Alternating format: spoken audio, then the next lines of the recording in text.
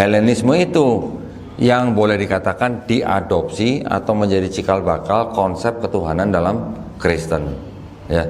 Nah, itu digabungkan dengan paganismenya Romawi, akhirnya menjadi Kristen dan dijadikan satu dengan kitabnya orang Yahudi. Supaya apa? Supaya seolah-olah menjadi agama yang monoteis, seolah-olah menjadi agama samawi.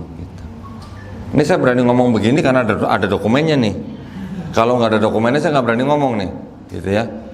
Nah, jadinya ketika kalau kita melihat istilahnya benang merahnya dari kitabnya orang Yahudi, sebenarnya ajaran konsep ketuhanannya dan konsep keselamatannya sebenarnya sama dengan Islam.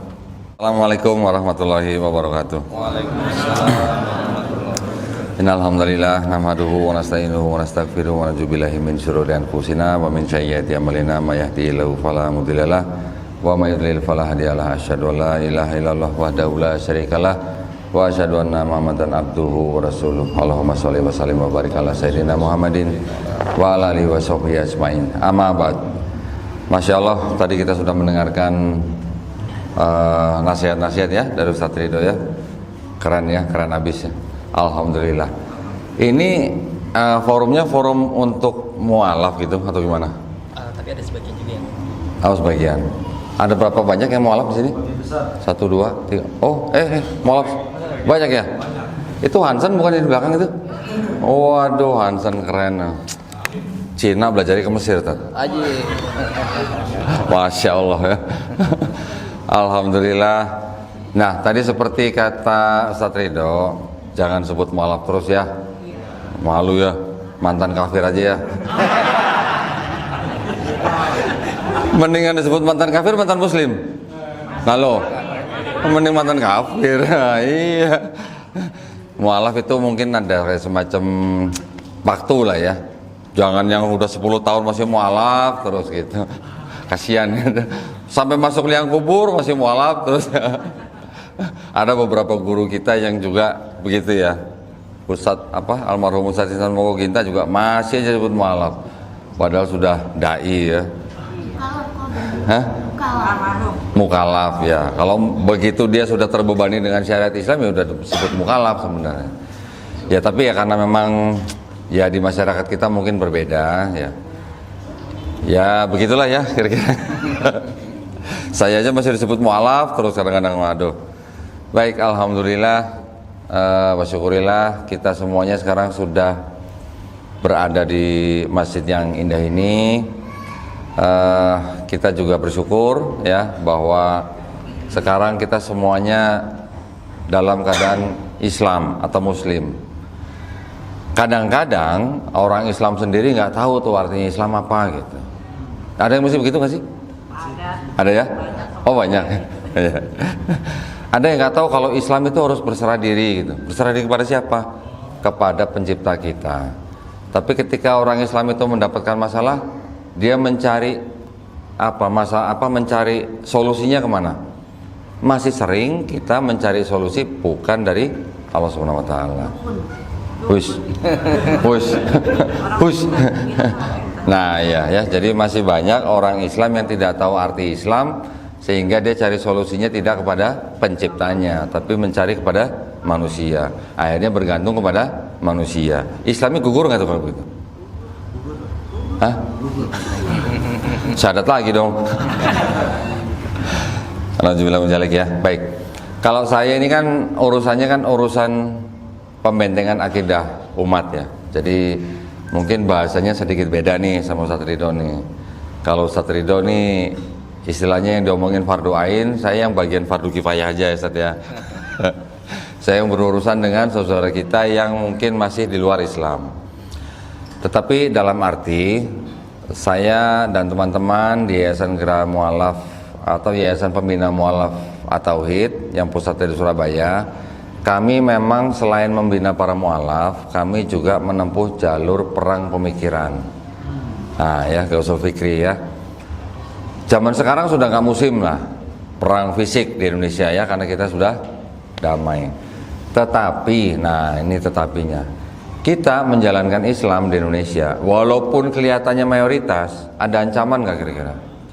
Hah? Ada ya? Yang paling besar apa ancamannya, Pak? Dari mana? Dari dalam Islam apa dari luar Islam?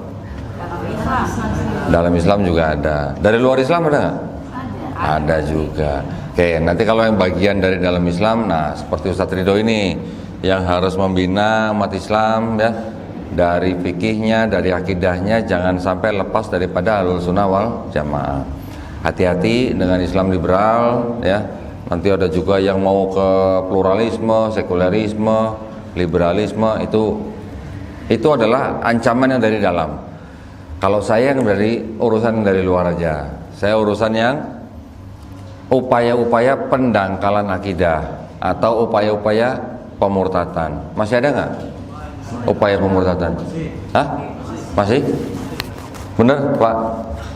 Kalau masih berarti boleh dong saya bawa Bible kemana-mana. Jadi kalau saya kemana-mana yang saya bawa kitab orang lain. Tapi kenapa saya bawa kitab ini? Supaya saya bisa membuktikan dengan bukti, bukan dengan asumsi ya. Kenapa? Karena kita sebagai umat Islam juga tidak boleh berasumsi. Kita juga tidak boleh menafsirkan kitab suci orang lain ya. Kenapa? Kita juga tidak mau kan Quran kita ditafsirkan oleh orang lain tanpa otoritas, betul nggak? Ya kan? Yang berhak menafsirkan Quran adalah ulama-ulama Islam. Yang berhak menafsirkan kitab orang lain ya otoritasnya gitu. Dalam hal ini kalau misalnya dari kitab Yahudi, yang berhak menafsirkan ya ulama Yahudi. Nah, yang dari Kristen juga begitu. Tetapi, nah itu nanti ya masalahnya di mana nanti saya kasih tahu. Baik, nah kita sebagai umat Islam di Indonesia ya alhamdulillah mungkin masih menjadi pertama atau kedua yang tertinggi di seluruh dunia ya, dengan populasi Islam terbesar di dunia. Katanya sih udah disalib sama Pakistan tapi masih balapan katanya mungkin. Kurang lebih 240 juta sekian. Saudara-saudara kita yang dari kalangan Nasrani di Indonesia banyak nggak kira-kira? Hah? Banyak? Ada yang tahu kira-kira berapa juta? Ada yang tahu? Saya tahu tak? Sensusnya nggak tahu. Protestan kurang lebih 21 juta sekian. Katolik kurang lebih 8 juta sekian. Jadi total berapa? 30 jutaan. Banyak dikit? Banyak. Banyak. Dan itu kita memang harus hidup damai. Kita memang harus hidup rukun dan menjaga persatuan dan kesatuan negara Republik Indonesia. Tetapi dari kalangan mereka memang ada perintah kan? Karena itu pergilah, jadikanlah semua bangsa muridku, baptislah mereka dalam nama Bapa dan Putra dan Roh Kudus. Perintahnya begitu. Kalau kita perintahnya gimana? Sampaikanlah walaupun hanya satu ayat. Tapi kalau mereka perintahnya kalau belum dibaptis kan belum selesai urusannya. Jadi selalu melakukan upaya untuk mengajak orang atau menjadikan orang masuk ke dalam agama mereka. Itu yang masih sering dilakukan walaupun kenceng banget tes, walaupun itu melanggar aturan pemerintah. Ada aturan pemerintah yang mengatur pensiaran agama di negara Republik Indonesia. Nama aturannya adalah keputusan bersama dua menteri, Menteri Agama dan Menteri Dalam Negeri, nomor 1 tahun 79. Di dalam bab 3 pasal 4 itu disebutkan dilarang mensiarkan agama kepada orang atau kelompok yang sudah beragama. Nah, berarti kita boleh nggak dakwah kepada orang yang sudah beragama? Juga nggak boleh sebenarnya. Yang dibolehkan adalah mensiarkan agama kepada orang yang belum beragama. Kita melakukan nggak? Kita juga melakukan. Dai-dai kita juga melakukan dakwah kepada orang-orang yang belum beragama di pedalaman-pedalaman. Nah, makanya untuk menjaga kerukunan umat beragama dibuatlah aturan seperti itu. Tetapi dulu waktu sebelum dikeluarkan aturan itu diprotes habis-habisan oleh kalangan mereka. Mereka juga tidak setuju dengan aturan itu. Jadi mereka tetap ingin mensiarkan agama kepada orang yang sudah beragama, apapun agamanya. Memang itu misi mereka ya, dari zaman bahla itu istilahnya.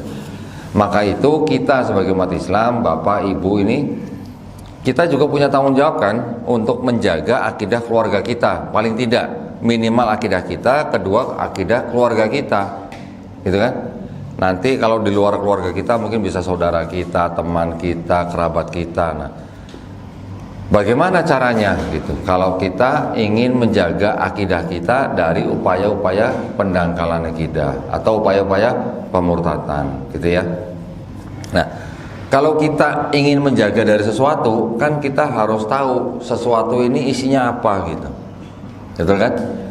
Contoh lah misalnya, Bapak Ibu misalnya mau beli mobil, pilih-pilih nggak Bu? Pilih-pilih lah. Mau beli rumah? Pilih juga ya.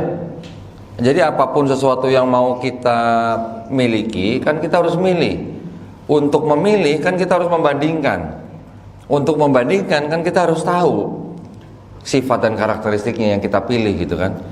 Nah itu yang makanya boleh disebut oleh tadi Ustadz Ridho bahwa itu adalah fardu kifayah. Tidak perlu mungkin semua umat Islam mempelajari khusus tentang ilmu yang disebut dengan ilmu kristologi ya. Yang kami bawa ini adalah ilmu kristologi. Perlu nggak semua umat Islam belajar? Tidak perlu. Tetapi paling tidak mengetahui lah, mengetahui apa? Kulit-kulitnya atau mengetahui paling tidak intinya saja lah gitu ya. Karena ilmu kristologi itu ternyata juga cukup luas. Dulu saya pikir belajar cuma belajar Bible gitu apa gitulah. Wah ternyata sampai kemana-mana, sampai harus merambah kepada agama Yahudi gitu. Kalau kita belajar kristologi tidak belajar agama Yahudi juga tidak akan komprehensif gitu. Kalau kita hanya belajar agama Nasrani, cuma tahu akidahnya aja, kurang bisa menangkal. Tapi kalau kita bisa belajar Yahudi juga, oh sejarahnya Yahudi bagaimana, sejarahnya Nasrani bagaimana, bagaimana terbentuknya agama mereka, bagaimana tersusunnya kitab mereka, siapa yang menyusun, kapan disusun, itu enak kita ngomongnya ketika kita berhadapan dengan mereka, gitu ya. Kita tetap harus menghormati saudara-saudara kita yang Nasrani, tetap keluarga besar saya juga masih banyak yang Nasrani. Tetapi dalam rangka membendung upaya pemurtatan itu yang harus kita pelajari, gitu ya. Sudah siap nih ngelihat kitab orang lain? Boleh nggak Tat? Boleh. Oh boleh. Ya, baik. Nah, ilmu yang disebut dengan ilmu kristologi itu sebenarnya adalah ilmu yang mempelajari awalnya nih, izinnya. Ilmu yang mempelajari tentang posisi yang kita kenal dengan Nabi Isa alaihissalam di dalam agama Nasrani. Teman-teman kita yang Kristen menganggap Yesus dan Isa itu sama atau beda? Ada yang tahu? Ada yang tahu? Ada khilaf nggak di sana? Ada. khilaf. Nah justru itu saya tanya di sini. Bapak Ibu nanti jangan kaget. Ada sebagian orang Kristen bilang Yesus dan Isa itu sama. Sampai mereka bikin kitabnya. Ini kitab mereka yang menggunakan kata Isa Al-Masih. Bahkan ada kata Insya Allah di sini. Nanti ada lagi kitab yang pakai kata Assalamualaikum, ada yang pakai masjid, bahkan ada yang pakai Ka'bah. Cuma saya nggak bawa tuh yang pakai Ka'bah tuh. Itu udah sangat tua tuh, kertasnya udah lapuk gitu. Kenapa? Nah, mereka bilang sama, tapi mereka bikin kitab ini untuk apa? Untuk mendekati umat Islam. Untuk apa? Untuk mengajak umat Islam masuk. Tujuannya itu. Itu orang-orang yang bilang yang sama, itu tujuannya untuk itu. Tapi nanti di lain pihak ada juga teman-teman Kristen yang bilang tidak sama. Siapa mereka yang bilang tidak sama? Yang berdebat dengan kami.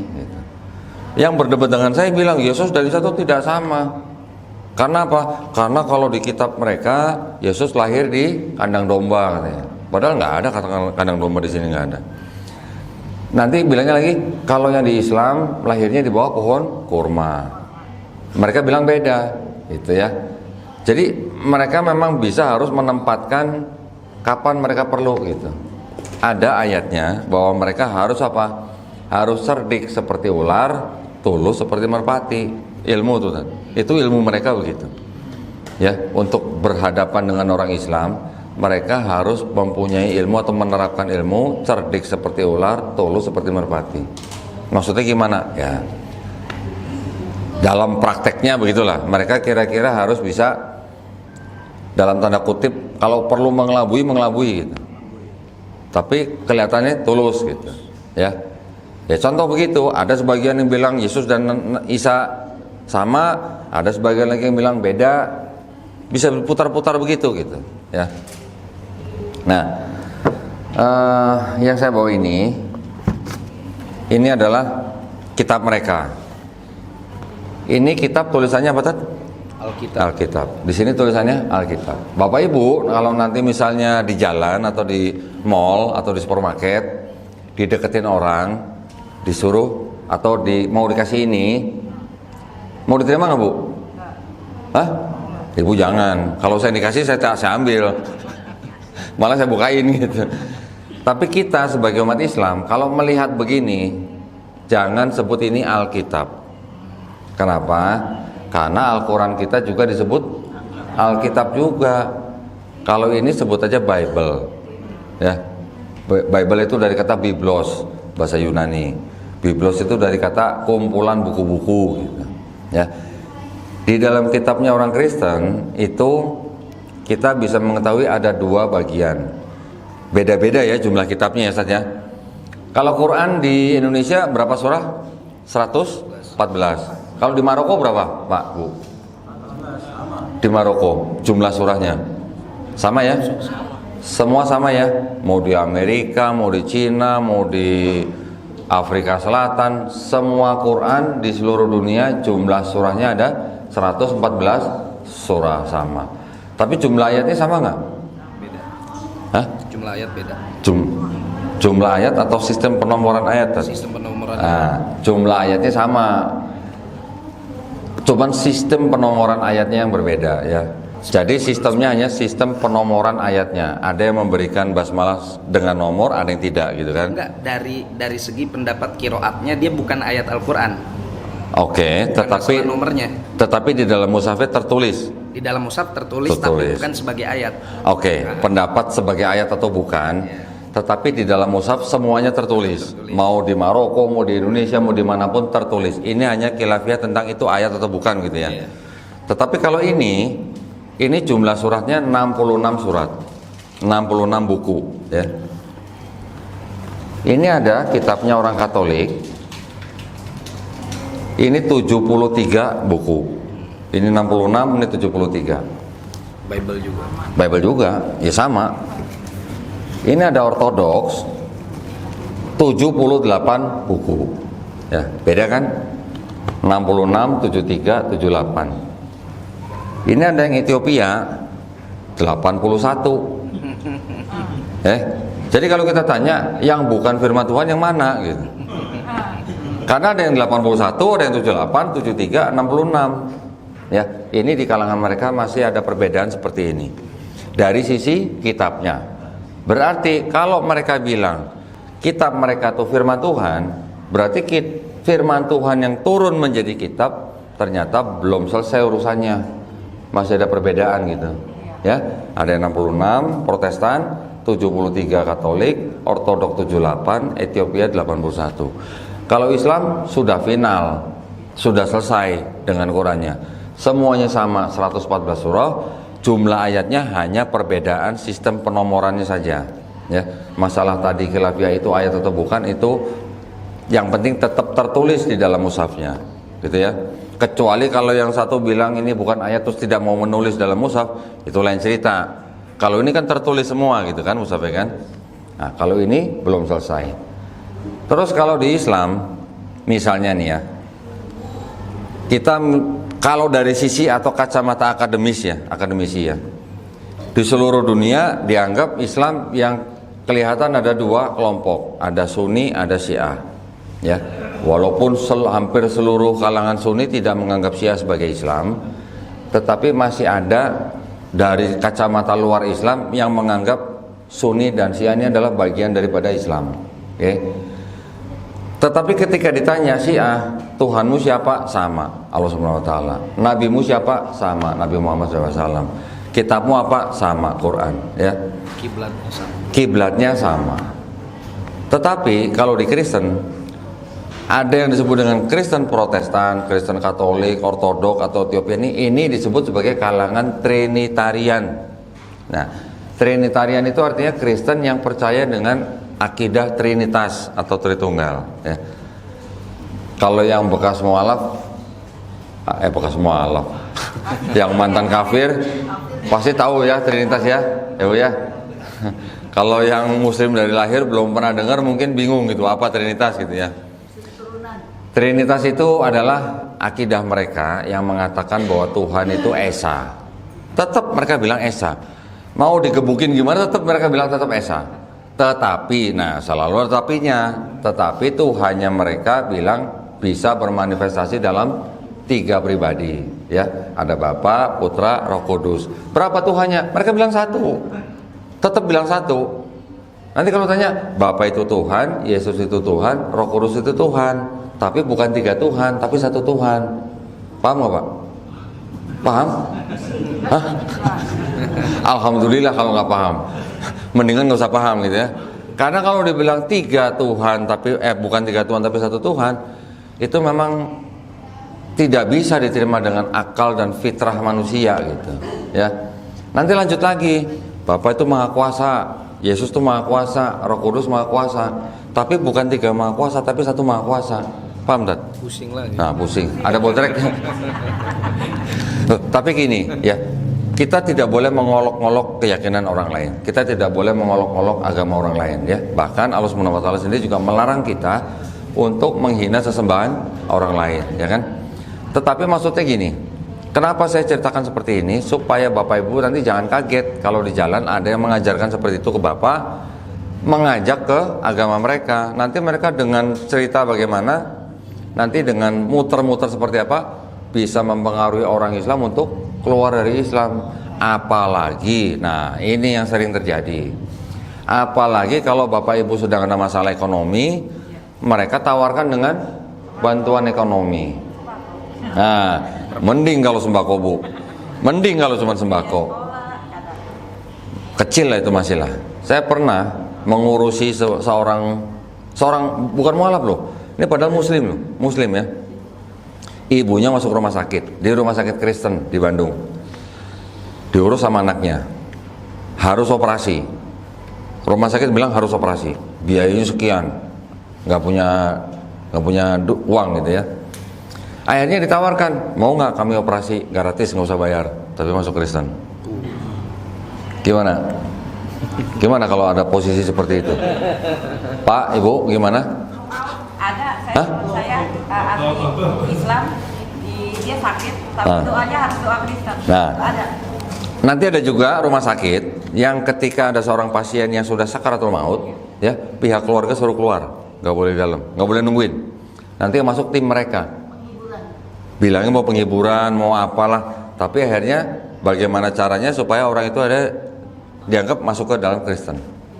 Nah, kami pernah mengurus keluarga Islam di rumah sakit Kristen di Bandung, minta tolong ke kami, ini mereka kata mau dioperasi, tapi mau dibiayain sama mereka, kalau mereka mau, mereka harus masuk Kristen. Kita kirim utusan ke sana. Akhirnya kita bantu, kita bayar biaya yang sudah dipakai di situ sebelum biaya operasi, kita keluarkan, kita pindahin ke rumah sakit Islam. Bisa begitu. Jadi kalau cuma sembako kecil Bu, gitu. Ini sampai biaya operasi dengan syarat masuk agama mereka. Bagaimana kita, ya teman-teman kita, saudara kita di tempat yang mungkin terpencil, yang butuh, ya butuh bantuan, itu didekati dengan cara-cara seperti itu. Nah, nanti mereka masuknya juga tidak hanya dari masalah sisi kesehatan, pendidikan juga.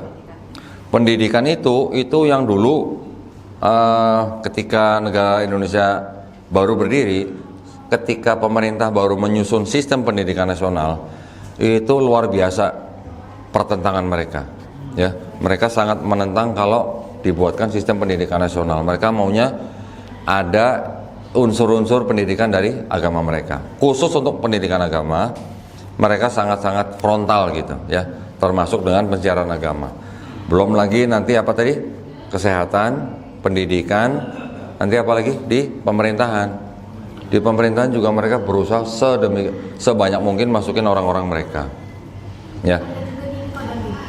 Orang itu nggak punya rumah dikasih rumah. Bisa begitu. Banyak lah, pokoknya banyak modus lah. Nah, kita yang harus benar-benar menjaga akidah kita. Kita harus benar-benar bisa membentengi akidah kita sendiri. Nah, caranya bagaimana? Dengan kita tahu kondisi mereka yang begini. Ketika kita tahu, kita tanyakan, mereka bingung sendiri jawabnya. Berarti kalau tadi yang pertama, firman yang jadi kitab masih belum selesai urusannya, yang saya sebut dengan kelompok Trinitarian ini, nanti ada kelompok lagi yang namanya Unitarian. Nah, ada Nasrani tapi tidak menyembah Nabi Isa sebagai Tuhan, Ustaz. Itu namanya kelompok Unitarian, ya. Kelompok Unitarian ini menganggap Yesus atau Isa itu hanyalah ciptaan, tetapi dia ciptaan yang sangat mulia, bahkan lebih mulia dari malaikat, tapi tetap tidak atau bukan Tuhan. Nanti ada kelompok lagi Kristen yang tidak menerima Trinitas. Mereka mengatakan Bapa itu Yesus, Yesus itu Bapa gitu. Jadi hanya satu pribadi, bukan tiga pribadi seperti Trinitarian ini gitu. Jadi ada tiga kelompok utama. Di luar ini nanti ada lagi Kristen yang ngaku Tuhannya tiga. Pernah dengar, Bu? Ya. Ada Kristen yang bilang betul Tuhan kami tiga, nggak ada masalah, sawat gitu loh. Mereka bilang benar, kami menyembah Triteos katanya. Jadi Theos itu Tuhan kalau dalam bahasa Yunani. Tri kan tiga, Triteos mereka ngaku begitu, tapi ini sudah istilahnya udah jauh sekali gitulah. Itu kelompok-kelompok seperti itu ada dan sekarang sudah mulai menyebar gitu, ya. Karena mereka mungkin sudah tidak bisa mempertahankan akidah Trinitasnya, jadi mereka udah ngaku tiga-tiga gitu Tuhannya gitu. Karena gini, contoh begini ya. Ketika mereka bilang, yang Trinitarian bilang, Tuhan kami dalam tiga pribadi tapi satu Tuhan atau Esa. Tapi ketika kita tanya di dalam kitab mereka tuh ada cerita Yesus dibaptis di Sungai Yordan. Ya. Nanti Roh Kudus turun dalam bentuk burung merpati. Terus ada suara di langit, inilah anakku yang kukasihi gitu. Jadi ada suara di langit disebut sebagai suara Bapa, ada Roh Kudus jadi burung merpati, ada Yesus di Sungai Yordan. Kalau bilang Tuhannya satu, itu nongol bareng tiga-tiganya gitu. Jadi satu per tiga gitu. Orang dengan nalar yang sehat pasti akan mengatakan tiga, tapi karena doktrin mereka harus bilang satu gitu. Ya. Itu yang dari kalangan Trinitarian begitu. Makanya mungkin karena kitabnya sendiri yang membantah teori mereka, akhirnya timbul ajaran-ajaran yang lain seperti itu. Karena kitab mereka banyak ayat-ayat yang sifatnya ambigu gitu, atau bisa dimaknai ganda gitu, ya, bisa multi tafsir istilahnya begitulah. Jadi makanya timbul aliran-aliran yang banyak. Nah, ini dari sisi kitabnya. Dari sisi kelompoknya juga masih ada kelompok yang berbeda-beda. Jadi kekristenan sebagai sebuah institusi itu sebenarnya konsep ketuhanannya belum final gitu, belum kelar gitu kalau orang Betawi bilang gitu ya. Karena masih ada kelompok-kelompok dengan teologi yang berbeda-beda, beda dengan Islam. Oke. Nah, saya kepada Bapak Ibu ini membawa kitab-kitab ini sebenarnya tujuannya hanya menunjukkan bahwa kitabnya orang Kristen ya. Sekarang yang mayoritas di Indonesia kan Protestan nih. Ini kitabnya ini Protestan nih. 66 kitab ini itu sama dengan 66 kitab yang ada di sini. Cuman yang di sini ada tambahan 7 kitab namanya Deuterokanonika. Oke. Kitab yang Protestan ini kalau kita lihat di sini kan ada dua bagian nih. Ada yang indeksnya warna hitam, ada yang indeksnya warna merah ya. Ini kalau di Quran ada indeks bagus juga kayaknya. Ya, Al-Fatihah, Al-Baqarah, Al-Imran gitu ada indeksnya. Ini kalau kita lihat dari belakang kirain kamus bahasa Arab tuh. Ya. Yunus. Ya, ini ada dua macam warna indeks kan, ada hitam, ada merah. Yang hitam ini yang disebut dengan Perjanjian Lama, ya. Perjanjian Lama itu yang kitab disebut kitab Kejadian sampai kitab Maleaki di sini. Yang indeksnya merah ini yang disebut dengan kitab Perjanjian Baru. Kitabnya dari Matius sampai Wahyu. Nah, mungkin orang Kristen sendiri nggak tahu bahwa di dalam kitab mereka ini yang Perjanjian Lama itu asalnya dari kitab apa. Ya. Yang hitam ini, yang perjanjian lama, itu asalnya dari kitab ini ternyata nih. Ini yang disebut dengan kitab Tanakh. Kitab Tanakh ini adalah kitabnya orang Yahudi. Nah, ditulisnya dalam bahasa Ibrani. Seperti ini tata. Yang Makoli itu. Nah ini. Bukan yang Makoli. Makoli apa? Bahasa Ibrani itu. Ya, ini Ibrani. Suryani. Oh itu. Suryani, Ibrani, Arab sebenarnya sama-sama bahasa Semitik. Suryani itu adalah ya bagian daripada bahasa Aramaik. Ini bahasa Ibrani ini. Ya. Sama dari kanan ke kiri bacanya, tulisnya juga sama. Kitabnya orang Yahudi ini ditulis kira-kira abad ke-5 sebelum Nabi Isa alaihissalam, sebelum abad Masehi, ya. Hampir 500 tahun sebelum ada Yesus gitu istilahnya. Nah, kitab ini yang akhirnya menjadi perjanjian lamanya orang Kristen. Kenapa dipakai oleh orang Kristen? Karena dianggap kitab perjanjian lama ini menubuatkan tentang Yesus di perjanjian baru. Loh, ceritanya bagaimana? Apakah orang Yahudi bilang bahwa ini ada nubuat buat Yesus? Sama sekali nggak ada. Sama sekali tidak ada. Orang Yahudi bilang sebuah nubuat di dalam kitab mereka itu sifatnya bukan yang ratusan tahun gitu penggenapannya, tapi penggenapannya kebanyakan pendek-pendek gitulah. Mungkin 1-2 yang agak panjang, tapi kebanyakan pendek-pendek.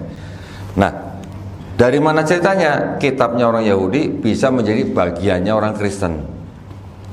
Ini yang harus kita tahu nih. Jadi kitabnya orang Yahudi itu di abad ketiga sebelum Masehi diterjemahkan ke dalam bahasa Yunani yang namanya kitab ini Septuaginta. Ya, ini dalam bahasa Yunani ini. Jadi kitab ini Ibrani diterjemahkan dalam bahasa Yunani. Setelah itu yang ini baru terjemahannya diresensi. Diresensi itu artinya apa? Dikritik terjemahannya, ya. Kan ada kan memang di kalangan penulis-penulis juga ada yang mengkritik terjemahan orang lain, ya. Itu namanya resensi namanya kan.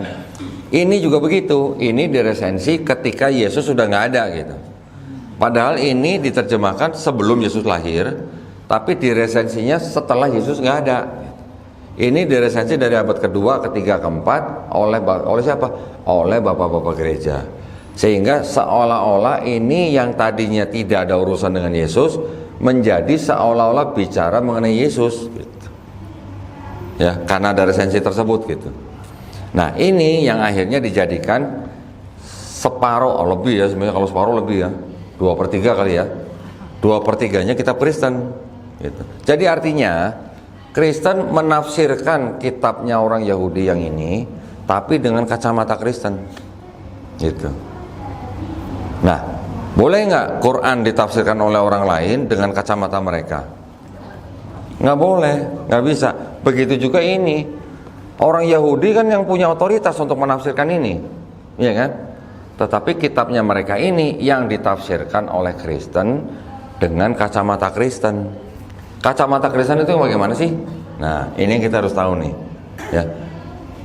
Kacamata Kristen itu artinya adalah yang tadi mereka punya akidah yang utama adalah yang 3 pribadi itu ternyata kacamata yang berasal dari ajaran Platonisme. Pernah dengar Pak, Bu? Platonisme, Plato. Bukan nama planet. Kalau planet Pluto gitu ya. Ini Plato, seorang filsuf ya dari Yunani yang mengajarkan kayak semacam filosofi Yunani yang akhirnya digabungkan dengan monoteismenya Yahudi. Ya. Yang merealisasikan atau yang mempelopori atau yang mempopulerkan siapa? Itu adalah seorang filsuf juga yang namanya Philo atau Philo tulisannya. Philo. Philo, pernah dengar ya? Dia yang mencoba menggabungkan antara filosofi Yunani dengan monoteismenya Yahudi. Nah, karena orang Yahudi banyak tinggal di daerah atau tinggalnya tersebar di daerah Mediterania, Mesir, Yerusalem, Palestina, Persia, Turki dan sebagainya, daerah situ.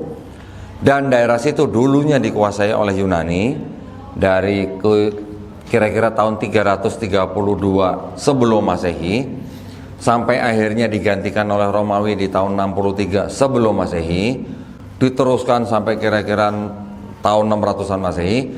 Daerah situ semuanya itu boleh dikatakan berada di bawah budaya atau era Helenisme namanya. Helenisme itu yang boleh dikatakan diadopsi atau menjadi cikal bakal konsep ketuhanan dalam Kristen. Ya. Nah, itu digabungkan dengan paganismenya Romawi, akhirnya menjadi Kristen dan dijadikan satu dengan kitabnya orang Yahudi. Supaya apa? Supaya seolah-olah menjadi agama yang monoteis, seolah-olah menjadi agama samawi gitu. Ini saya berani ngomong begini karena ada dokumennya nih. Kalau nggak ada dokumennya saya nggak berani ngomong nih gitu ya. Nah, jadinya ketika kalau kita melihat istilahnya benang merahnya dari kitabnya orang Yahudi, sebenarnya ajaran konsep ketuhanannya dan konsep keselamatannya sebenarnya sama dengan Islam. Sama dengan Islam. Di sini dikatakan apa? Tuhan bukanlah manusia. Tuhan bukanlah anak manusia. Kita mengenal apa? Lam yalid walam yulad. Nah, sama sebenarnya. Kita tidak percaya bahwa Allah Subhanahu wa taala bisa menjadi makhluk. Di sini juga sama. Konsep keselamatannya bagaimana? Tidak ada orang bisa menebus dosa orang lain. Yang berbuat dosa itu yang mati. Di sini katakan. Jadi seorang anak tidak bisa menanggung dosa atau kesalahan ayahnya. Seorang ayah juga tidak bisa menanggung kesalahan anaknya. Yang berdosa itu yang mati. Di Islam juga sama kan? Kita semua masing-masing bertanggung jawab atas perbuatan kita. Tetapi kalau di Kristen kan beda. Mau dosanya seperti apa, sudah ditebus oleh matinya Yesus di atas kayu salib. Nanti dengan cara yang bagaimana mereka bisa mencoba mempengaruhi Bapak Ibu. Bapak Ibu ini kan sudah berdosa. Tidak ada orang yang tidak berdosa. Betul kan? Setiap orang pasti berdosa. Nah, karena berdosa makanya butuh apa? Juru selamat. Juru selamat itu siapa? Yesus. Yang karena begitu besar kasihnya turun ke bumi untuk menebus dosa Bapak Ibu sekalian gitu. Itu caranya mereka begitu. Ya. Bagaimana ceritanya Tuhan itu nanti bisa jadi manusia, sedangkan kitabnya mereka sendiri yang separuhnya dari Yahudi mengatakan Tuhan itu pasti bukan manusia. Jadi sudah ada perbedaan nih antara konsep ketuhanan dalam Perjanjian Lama dan konsep ketuhanan dalam Perjanjian Baru. Itu saja sudah berbeda gitu. Ya. Nanti mereka bilang kalau yang Perjanjian Lama ini kan belum waktunya Yesus turun gitu. Ngeles lagi. Belum waktunya turun tapi sudah ada konsep Tuhan bukan manusia. Kan tetap aja gitu. Ya. Jadi ini adalah sebuah gabungan dari konsep ketuhanan monoteisme dan juga Helenisme Yunani atau politeismenya Romawi. Jadi kalau monoteis digabungkan dengan politeis jadinya apa tuh? Apa tuh? Monoteis digabung dengan politeis. Jadinya apa? Monopoli dong. Monopoli. Bukan ya, bukan monopoli ya. Izin.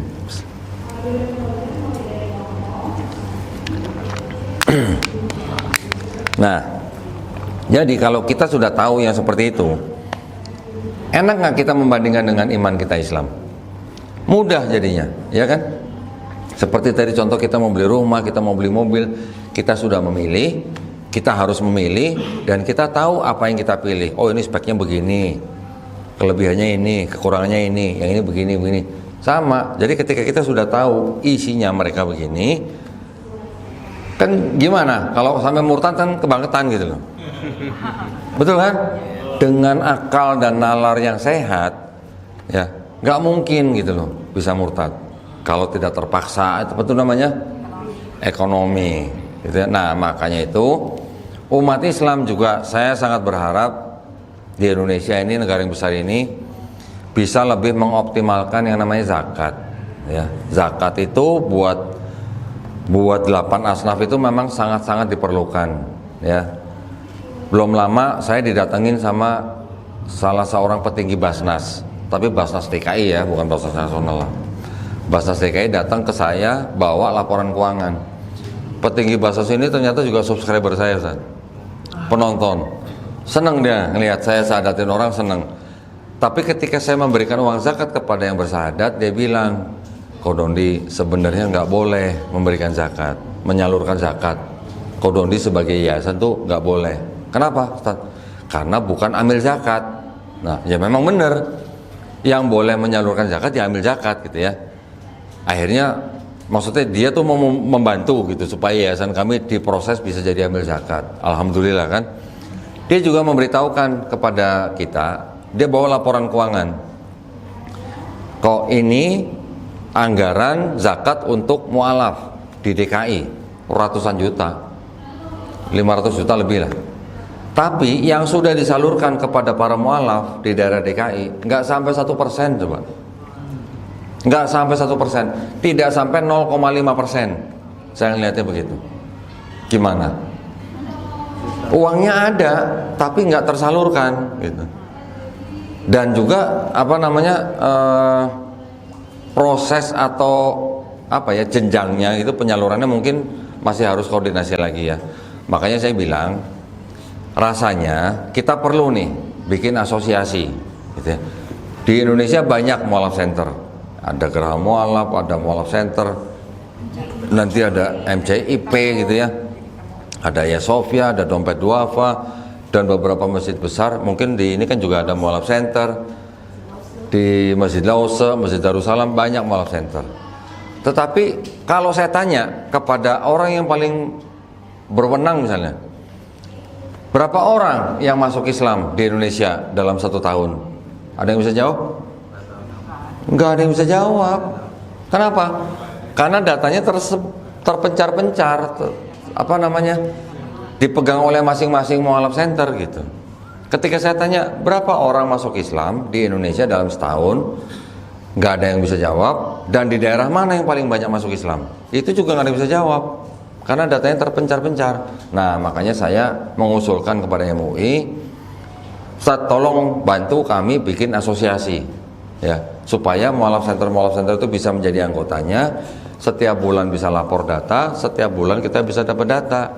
Jadi kita setiap bulan bisa monitor berapa orang yang masuk Islam, di daerah mana yang banyak masuk Islam, faktor apa yang membuat dia masuk Islam, bantuan apa yang sudah diberikan kepada mereka yang masuk Islam, dan sepertinya ya, hal-hal seperti itu. Nah, itu yang memang harus kita perhatikan supaya mualaf-mualaf itu juga tidak seperti orang yang baru masuk ke dalam hutan sendirian gitu. Paling enggak ada temennya gitu lah yang ngasih tahu jalannya lewat sini gitu. Banyak Ustaz, orang yang baru masuk Islam ketika tidak ada yang membina, dia seperti masuk hutan sendirian, nggak tahu mau kemana. Akhirnya yang terjadi apa? Banyak kelompok-kelompok di dalam Islam yang mungkin bukan termasuk golongan Ahlussunnah wal Jamaah yang berusaha mendekati dan merekrut mereka. Ya, seperti saya aja nih. Ini saya sering didatengin oleh Muslim yang datang ngakunya Muslim, tapi nanti ngakunya apa? Kami dari kelompok Milah Ibrahim. Pernah dengar? Pernah dengar ya, Milah Ibrahim. Nanti ada lagi yang datang Ustadz loh, ngakunya Ustadz, ngajinya bagus, tapi ketika dia bicara tentang Rasulullah, dia bilang Rasulullah tuh nggak pernah, mohon maaf ya, nggak pernah jima sama istrinya. Nah, lihat reaksinya kan. Sama ketika saya mendengar dari dia gitu, itu ada aja kelompok-kelompok yang seperti itu, ada aja. Nanti ada lagi dari kelompok Ahmadiyah misalnya, mereka selalu mencari anggota baru. Nah, kalau ada orang baru masuk Islam, ya ini kan masih hijau nih istilah ini, itu dideketin, itu dicoba direkrut. Termasuk mereka coba rekrut orang seperti saya juga gitu. Nah, kalau saya sudah melihat yang sudah berbeda seperti itu, sudah, mohon maaf, kita beda, saya ada kegiatan lain, udah, itu aja, saya suruh pulang. Nah, itu ya, jadi mualaf itu memang ya harus kita rangkul, harus kita istilahnya tuntun lah gitu. Tuntun supaya masuk ke dalam golongan yang tadi Ustadz bilang Ahlussunnah wal Jamaah. Kalau di dalam Islam ada misalnya kelompok yang disebut dengan apa, Salafi atau Wahabi, itu hanya labeling sebenarnya. Apakah mereka beriman kepada Allah yang beda? Sama. Apakah mereka punya kitab yang beda? Sama juga. Ya kan? Apakah mereka beriman kepada nabi yang beda? Tidak juga. Itu hanya upaya-upaya labeling. Maka maksud saya adalah kita di dalam Islam harus bisa menjaga ukhuwah Islamiyahnya. Ya, tadi Ustadz Ridho juga sudah mengingatkan, artinya kalau ada perbedaan, ada ikhtilafan gitu istilahnya lah di dalam kalangan Islam, itu nggak boleh sampai berurusan yang urusan dengan akidah, tapi yang hanya masalah furiah itu udah selesai ratusan tahun yang lalu begitu. Saya pernah nih, ini waktu baru-baru saya masuk Islam, cerita sedikit nih ya. Saya mempunyai guru seorang Habib di daerah Pelabuhan Ratu. Habibnya Habib kampung ini, bukan Habib populer, bukan Habib kota ini. Ya, nggak pernah istilahnya tablik kabar, nggak pernah. Dia hanya seorang Habib, hidup sederhana. Saya belajar sama dia. Ketika saya datang, itu banyak orang-orang kampung yang datang juga gitu, ya, karena mereka juga menghormati Habib. Ketika saya tanya, ada ustadz masjid di situ, Ustadz, kalau kita tahiyatul akhir, itu tangan kita nih diem atau bergetar, Ustadz, atau goyang? Diem, nggak boleh bergetar katanya gitu. Kalau bergetar itu salah katanya, bukan Islam katanya. Ngomongnya sama begitu coba. Nah, itu kan memprihatinkan ya. Saya tanya lagi, Ustadz, kalau kita habis takbir, tangan kita di sini ya? Iya. Kalau di sini boleh nggak? Nggak boleh. Kalau di sini boleh nggak? Nggak boleh. Kalau begini, apalagi gitu. Nah, jadi hal-hal seperti ini nih masih banyak di kalangan umat Islam ya, masih banyak yang belum tahu perbedaan mazhab. Ketika ada perbedaan mazhab bukan berarti kita langsung menuding saudara kita bukan Islam gitu. Bahkan kalau yang di daerah-daerah awam atau daerah-daerah kecil seperti itu, yang umat Islamnya banyak yang awam, ketika mereka melihat ada orang sholat di masjid dengan cara yang sedikit aja berbeda dengan mereka bukan nanya itu Islam apa, mereka bukan nanya begitu, mereka nanya itu agama apa gitu. Nanyanya sampai begitu gitu ya. Cukup memprihatinkan. Nah, makanya tugas Ustadz Ridho dan teman-teman untuk makin meluaskan ajaran Islam dalam arti merata gitu ya, di daerah-daerah terpencil juga, dai-dai kita dari lembaga-lembaga seperti Muhammadiyah atau NU harus lebih banyak gitu ya.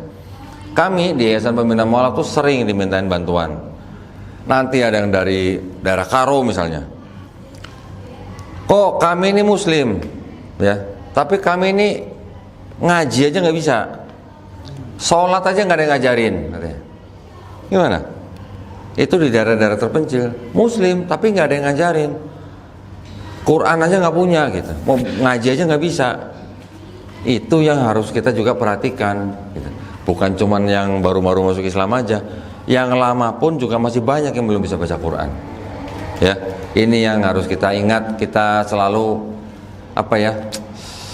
perhatikan gitulah ya. Dan juga zakat tadi, ternyata itu juga ada dianggarkan untuk orang-orang Islam baik yang dari lahir maupun yang mualaf, ketika mereka berada di suatu daerah atau area yang ada potensi atau ancaman mereka bisa murtad.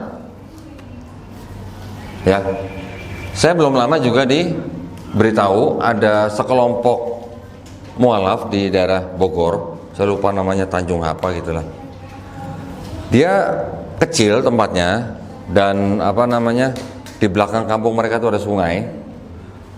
Di seberang sungai itu ada jalan raya besar. Kalau mereka mau ke jalan raya itu mereka harus muter gitu jauh, gitu ya. Ada kelompok Muslim juga di seberang jembatan, di seberang sungai itu yang menawarkan kepada kelompok mualaf ini mau dibuatkan jembatan gitu, supaya mereka mudah ke jalan raya, nggak usah muter gitu ya. Tapi kelompok ini minta kalau dibuatin jembatan, mualaf ini harus ikut kelompok mereka. Kelompok apa itu? Ahmadiyah. Nah, kelompok yang seperti ini juga itu sebenarnya berhak memperoleh zakat. Supaya apa? Supaya tidak mudah ya murtad atau ikut kelompok yang bukan Islam gitulah. Ya. Oke, nah, saya sampai jam berapa ini? Jam 11. Jam 11 ya? Oke, saya tadi hanya memberitahukan yang paling dasar ya. Hanya masalah dari kitabnya beda, konsep ketuhanannya beda, kelompoknya beda, konsep keselamatannya juga tadi beda kan. Nah, saya hanya ingin memberitahukan ini ilmu kristologi yang paling dasar, bahwa kita ketika menghadapi orang yang mencoba memurtadkan kita atau anggota keluarga kita, kita harus tahu dulu ilmunya mereka, gitu ya. Kristen, kata Kristen itu yang orang Kristen bilangnya kata Kristen itu adalah pengikut Kristus gitu. Kristus itu adalah gelar daripada Yesus. Kristus sama dengan Al-Masih gitu. Kita Al-Masih, mereka Kristus. Nah, yang kita juga harus tahu di dalam kitab mereka, ternyata Yesus juga tidak pernah mengajarkan agama Kristen. Nah, kenapa saya berani ngomong gini? Karena saya sudah pelajarin 4 kitab yang ada di sini yang disebut dengan kitab Matius, Markus, Lukas, Yohanes. 4 kitab itu oleh orang Kristen sering disebut apa? Injil. Ya, betul. Mungkin kita juga masih banyak, kita sendiri masih menyebut kitab mereka ini Injil, betul nggak, Ustaz? Secara keseluruhan, ya. Secara keseluruhan, Ya. Injil itu salah sebenarnya. Bukan. Nanti ada lagi 4 kitab khusus yang disebut dengan Matius, Markus, Lukas, Yohanes. Itu juga orang Kristen bilang Injil. Kita juga sering sebut itu Injil gitu. Ya. Nah, ini mumpung ada Ustadz Ridho nih, kita sekalian sharing juga. Kalau di Quran kita sering membaca, ya, bahwa Quran itu membenarkan kitab-kitab yang diberikan sebelumnya kepada Bani Israel, yaitu kitab Taurat, kitab Zabur, kitab Injil. Pertanyaan kita nih, apakah Taurat, Zabur, Injil yang disebut di dalam Quran, apakah ini? Bukan. Gimana bisa buktikan bahwa ini bukan Taurat, Zabur, Injil? Di sini ada kata-kata Taurat, di sini ada kata-kata Mazmur. Mazmur itu Zabur, dan di sini juga banyak kata Injil. Bagaimana kita yakin bahwa ini bukan Taurat, Zabur, Injil yang disebut dalam Quran? Gimana? Yang aslinya di mana? Nah, kalau ditanya asli di mana, saya mau kasih definisi dulu nih. Saya mau kasih disclaimer dulu atau pernyataan dulu. Jadi menurut saya yang disebut dengan Taurat, Zabur, Injil itu adalah wahyu-wahyu, ya, wahyu-wahyu yang diturunkan Allah Subhanahu wa taala kepada Nabi dan Rasulnya untuk Bani Israel pada zaman itu. Setuju nggak? Yep, betul. Setuju. Kalau wahyu bentuknya seperti apa? Maksudnya gimana nih bentuk? Kalau wahyu wujudnya seperti apa? Wahyu.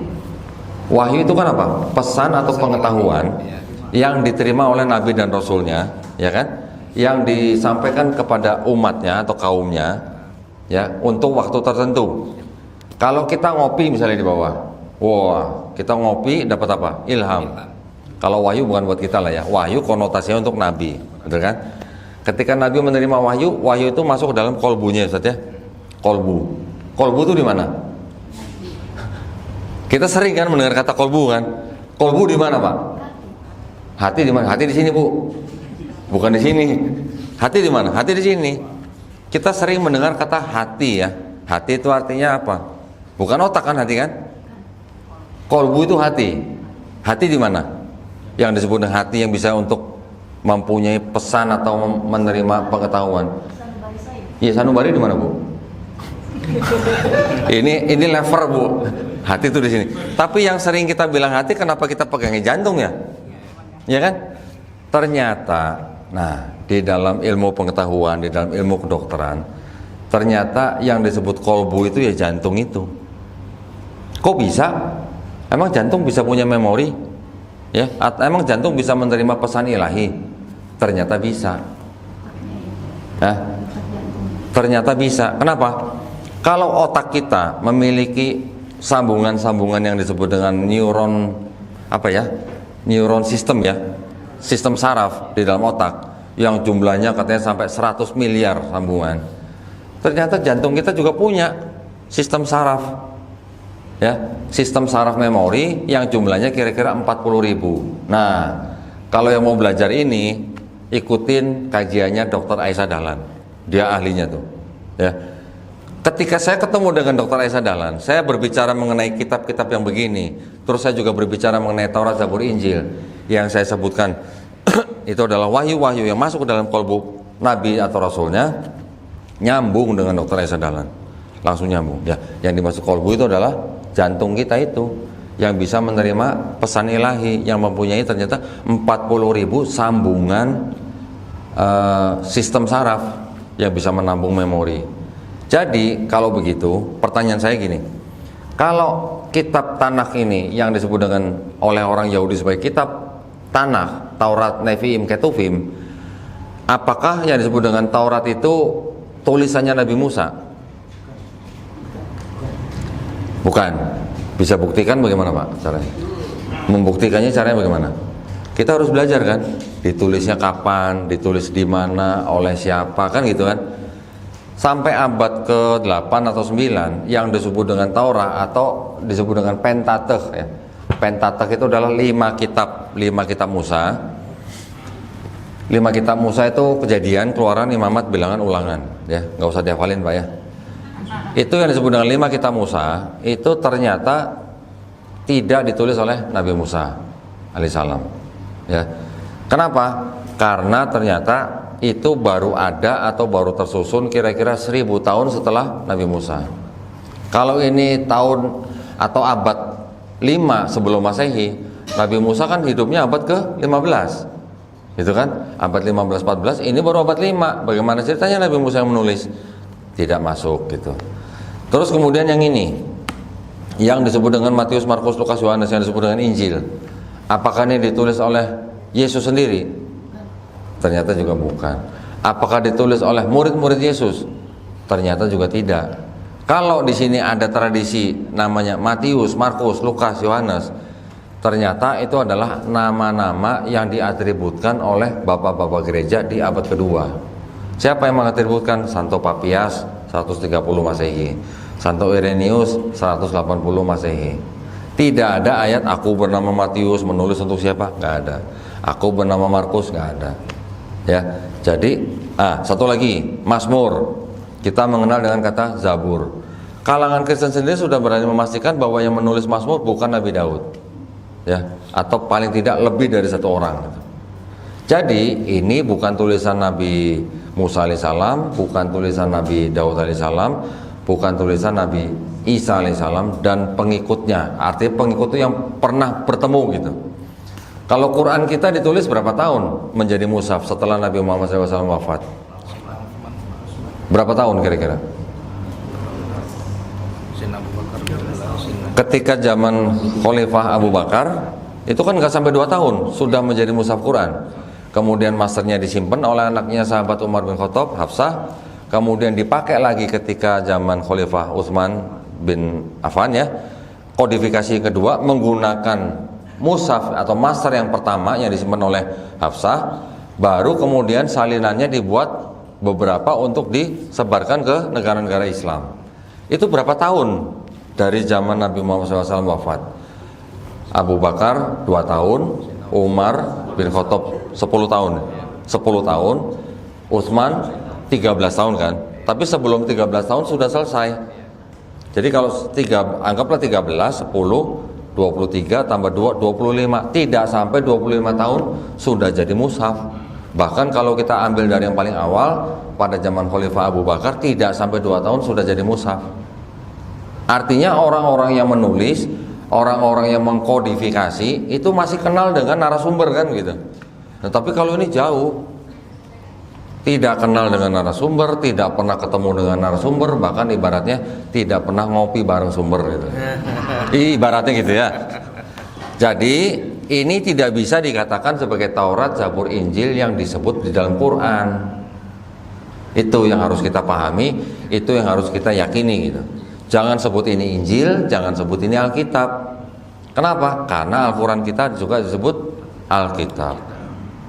Gitu ya. Makanya itu kita harus sangat-sangat berhati-hati ketika kita menerima tamu yang tidak diundang misalnya, di rumah misalnya.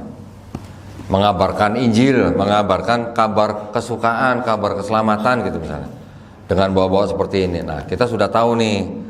Tar dulu, ini yang mana? Protestan atau Katolik? Katolik apa Ortodok? Ortodok atau Ethiopia? Kenapa beda-beda? Nah, coba aja tanya begitu. Itu aja sudah membuat mereka bingung jawabnya. Ya, nanti tanya lagi Trinitas, kok ada yang Unitarian, ada yang Oneness gitu. Itu juga nanti mereka akan, oh itu sesat, itu bidat gitu katanya. Jadi kalau kita di Islam kita kenal istilah bid'ah, kalau di sana istilahnya bidat. Bidat itu sesat, keluar dari kelompok mereka. gitu ya. Dengan hal-hal seperti itu kita bisa mengusir mereka dengan ilmu, gitu ya. Jangan kalau misalnya kita terima tamu bawa brosur, bawa pamflet, karena kita Islam kita tidak mau didawain oleh orang selain Islam, terus kita keluar ambil gagang sapu, terus ketika kita kejar-kejaran yang foto, yang salah kira-kira yang pegang gagang sapu apa yang pegang brosur? Yang pegang gagang sapu, padahal kita adalah korban kan sebenarnya kan. Nah, jangan yang seperti itu gitu maksud saya. Ya, tapi kita harus belajar dengan ilmu. Paling tidak kita mengetahui akidah mereka, kita mengetahui sejarah mereka, supaya apa? Supaya kita tidak mudah dimurtadkan. Modusnya banyak sekali Pak nanti Pak. Modusnya banyak sekali. Ya. Kira-kira begitu. Mungkin kita bisa lanjutkan dengan sesi tanya jawab ya. Barakallahu fikum. Semoga kita semuanya dilindungi dan dirahmati Allah Subhanahu wa taala. Wabillahi taufiq wal hidayah. Wassalamualaikum warahmatullahi wabarakatuh. Masya Allah, sudah makin menambah keyakinan kita lagi ya. Yang mungkin Islam dari lahir pun dengar ceritanya kayaknya jangan baru nih. Kayaknya bos garang aja nih baru juga. Ya.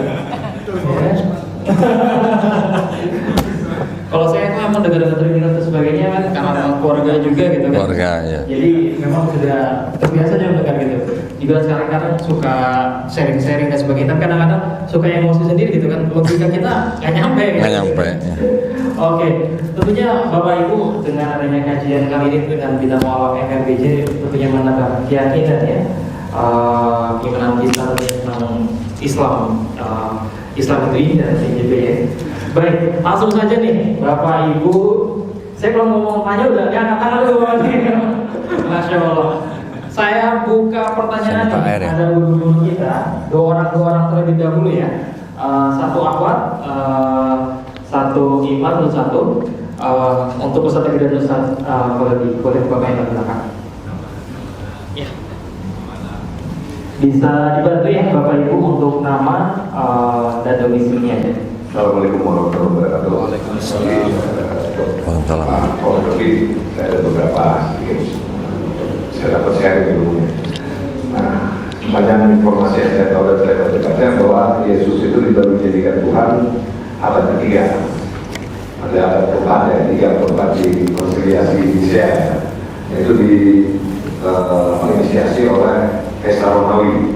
Pada saat itu dia menghimpun beberapa puluh pendeta di bagian besar dunia ini untuk dipaksakan konsep media. Nah, di mana sebetulnya secara mayoritas pendeta itu nggak mau dengan konsep si Kaisar ini. Akhirnya katanya informasi banyak yang dibunuh atau dan akhirnya bubar kemana-mana. Nah, apa pertanyaan saya? Apa hubungannya Kaisar itu dengan mempersatukan, memaksakan pemikirannya dengan kekuasaan politik di saat itu di Romawi?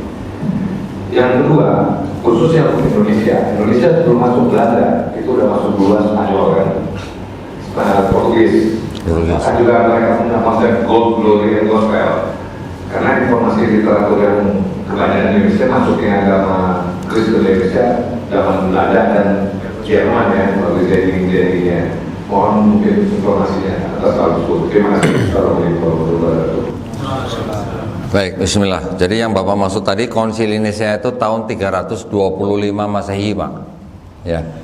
Konsili Nicea 325 Masehi itu disponsori oleh Kaisar Konstantin ya dari Romawi, yang mana Kaisar Konstantin ini merasa perlu untuk menggandeng gereja pada waktu itu karena dia ingin mengamankan tahta kaisarnya, Pak. Nah, kalau zaman dulu kan perebutan tahta itu kan mudah sekali gitu, ya, nggak pakai pemilu, nggak pakai kayak pemilihan yang dengan sistem sekarang gitu. Zaman dulu kalau dia nggak suka sama kaisar, kalau dia bisa deketin kaisar, tusuk mati, bisa dia langsung jadi kaisarnya. Seperti itu pergeseran tahta kekaisaran di Romawi dan di daerah jajahannya, sehingga mungkin dianggap perlu mendapatkan dukungan untuk mengamankan tahta kekaisaran Kaisar Konstantin. Makanya digandenglah Kristen-Kristen awal pada saat itu yang mungkin sudah dianggap punya masa gitu lah, Pak. Yang Bapak tadi sebut pendeta yang dikalahkan dalam konsili itu namanya pendeta Arianus, Pak. Ya. Ajarannya disebut dengan Arianisme. Bukan Arianus, Arius. Ajarannya atau kelompoknya disebut dengan kelompok Arianisme. Kelompok Arianisme ini yang mungkin menjadi cikal bakal Kristen Unitarian, Pak. Yang disebut dengan Arianisme ini yang tidak percaya Yesus itu Tuhan. Nah, jadi ada kelompok Kristen yang percaya Yesus itu Tuhan, ada kelompok Kristen yang tidak percaya Yesus Tuhan. Kristen awal itu bukan cuma dua ini aja, Pak. Nanti ada lagi kelompok Kristen Gnostik, ya, ada lagi nanti Kristen Nazarin, ada lagi Kristen Ebionites gitu. Kalau yang Ebionite sama Nazarin itu adalah sama orang-orang Yahudi juga, tapi mereka tidak menganggap Yesus sebagai Tuhan. Mereka menganggap Yesus hanya sebagai pemimpin rohani gitu, Pak. Yang Arius juga begitu, yang Gnostik juga begitu. Bahkan yang kelompok Gnostik ada kitabnya di sini. Saya bawa kalau nggak salah kemarin. Yang namanya kelompok Kristen Basilidean. Nah, ini cukup unik nih. Kelompok Kristen Basilidean ini tidak percaya bahwa yang disalib itu Yesus. Ya. Penyaliban Yesus itu hanya sebuah ilusi, kata mereka. Yang disalib bukan Yesus, tapi Simon orang Kinere. Kinere ya, bukan Cinere ya.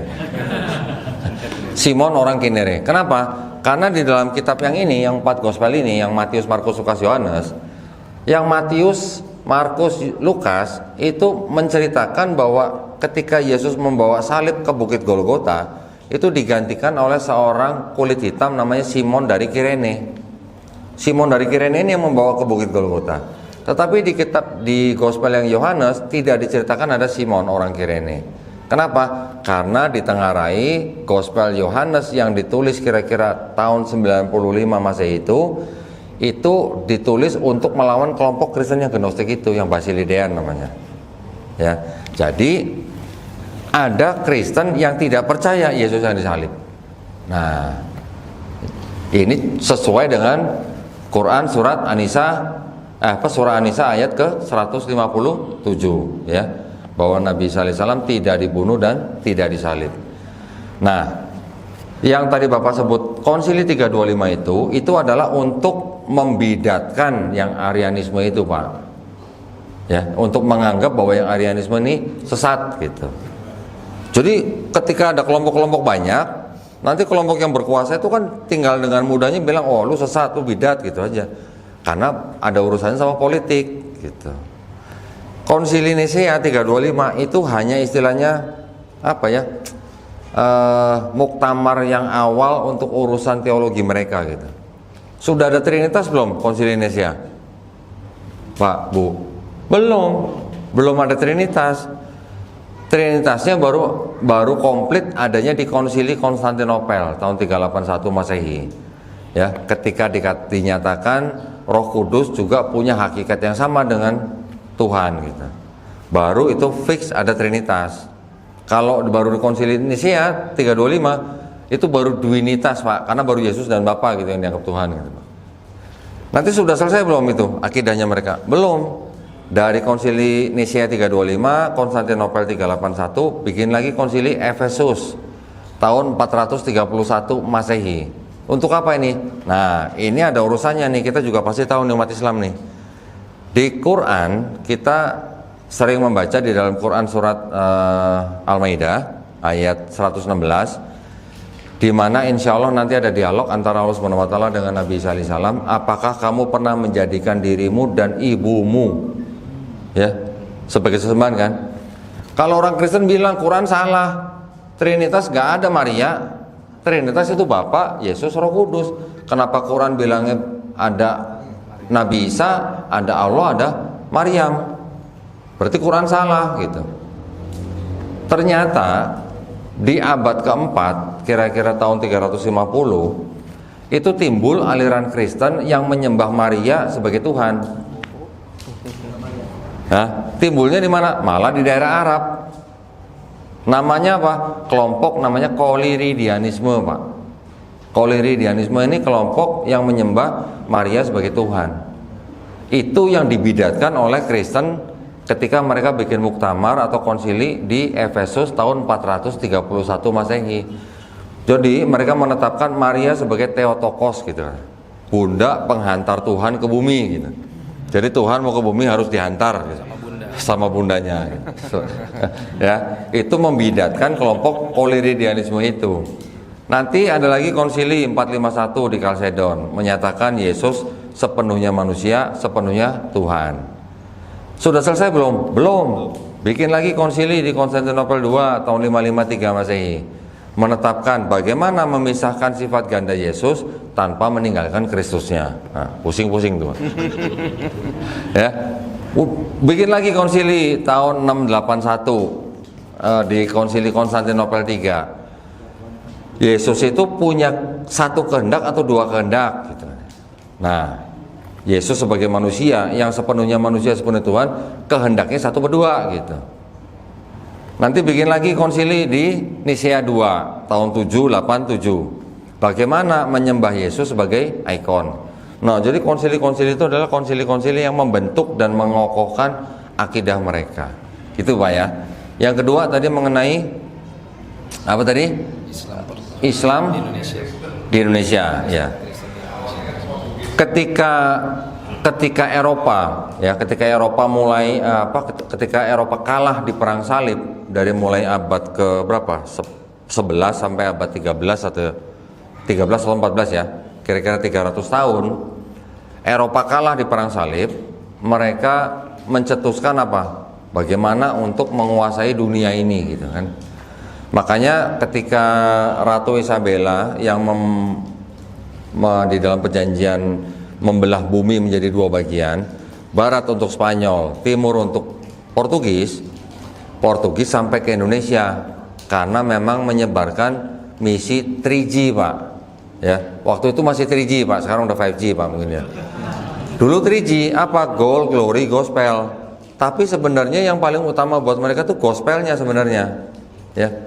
Karena ketika saya waktu itu pernah bikin pengajian sama Ustadz Kainama, di dalam dokumen Belanda biaya yang dikeluarkan untuk gospel itu jauh lebih besar dibanding dengan untuk mencari gold dan glory-nya gitu ya, yang ada di VOC-nya gitu.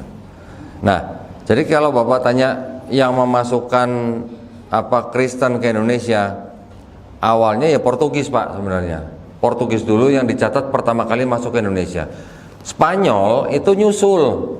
Spanyol kan dikasihnya bumi bagian barat, makanya nyampe ke Amerika gitu.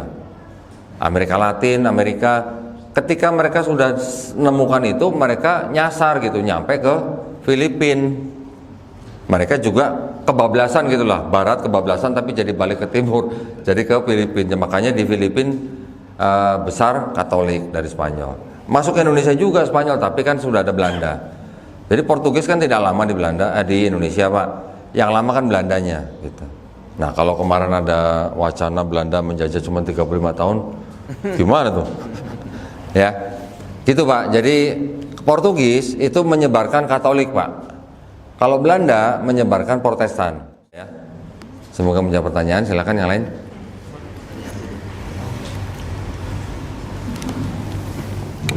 Assalamualaikum Waalaikumsalam warahmatullahi wabarakatuh. Sebelumnya saya memperkenalkan diri dulu, saya Bu Eli, sebenarnya dari grup yang di Aksiana ya Pak Budi, yang titik temu dan Mualaf Center Indonesia. Seperti yang tadi Kono dibilang kan sekarang ya banyak yang suka dengan kita mau diberikan rumah. Ini yang saya alami ini. Kakak kandung saya, istilahnya kita kalau saya ini kan cici gitu ya. Waktu ibu saya meninggal itu tidak dikasih tahu. Nah, belum lama dulu saya pernah sampai bilang gitu ya kok ya, mau diberikan rumah nih ya. Saya udah nyari kemana-mana ya, ada yang murah, tapi dengan syarat harus pindah ke agama mereka ya. Nah, terakhir kemarin saya kan ganti nomor WA gitu ya. Dia memaki-maki katanya, lu ngapain katanya, pakai apa, hubungi dia ganti nomor. Dan kan udah lama tidak mengucapkan Natal itu yang alami. Yang kedua, saya tuh seperti yang tadi Pak Ustadz bilang dan Pak itu kan katanya kita kan kadang yang asli Islam juga belum tentu ini ya ilmunya, kadang juga kita kan harus sampaikan satu ayat gitu kalau kita. Nah, saya sering dapat ilmu dari satu ustadz atau apa setiap pengajian. Pasti dari yang asli Islam bilangnya jangan sok tahu. Kamu katanya masih belum baik. Mualaf itu tidak boleh komentar. Nah itu sering saya suka menghadapi itu. Kan kita harus saling Pak Ustadz ya, meskipun mereka tuh asli Islam istilahnya. Nah itu bagaimana? Sering saya tuh mendapat ya cibiran gitu yang dari asli Islam gitu. Mendingan Ustaz Ridho jawab. Silakan Ustaz. Emang kalau dia bilang ibu asli Islam, kalau dia bilang dia asli Islam berarti Islam ibu KW gitu. Walhasil gini ibu, bahwa di dalam setiap perjalanan kita menuju Allah Subhanahu wa taala itu akan senantiasa ada namanya awaiq, akan senantiasa ada namanya aral melintang. Ya. Dan ini dialami bukan hanya oleh istilahnya Bapak Ibu sekalian yang sebelumnya belum beriman kepada Allah kemudian beriman kepada Allah, bahkan mereka-mereka yang Islam secara keturunan pun untuk menjadi manusia yang taat terkadang penghambatnya dari keluarga sendiri, ya itu bisa kita temukan.